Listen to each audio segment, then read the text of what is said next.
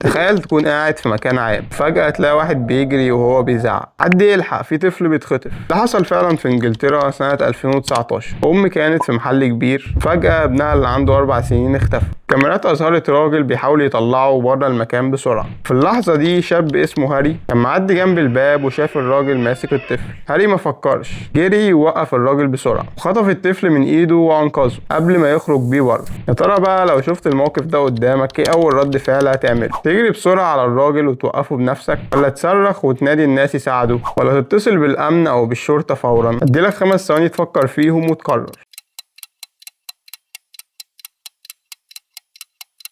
لو اخترت أول اختيار فأنت شخصيتك نادرة، عندك شجاعة فطرية ورد فعل سريع، وده بيخلي الناس تعتمد عليك وقت الخطر. أما لو اخترت الاختيار التاني فأنت قيادي بطبعك، تعرف تجمع الناس حواليك وتخلي أي موقف صعب يعدي بسهولة. أما لو اخترت الاختيار التالت فأنت شخص عقلاني، تعرف تتحكم في خوفك، تتصرف صح من غير ما تعرض نفسك أو غيرك للخطر. يا ترى بقى اختيارك كان إيه؟ أما لو عجبك النوع ده من الفيديوهات متنساش تعملنا لايك وفولو سبسكرايب. شارك الفيديو ده مع صحابك علشان يجيلك فيديوهات أكتر قريب.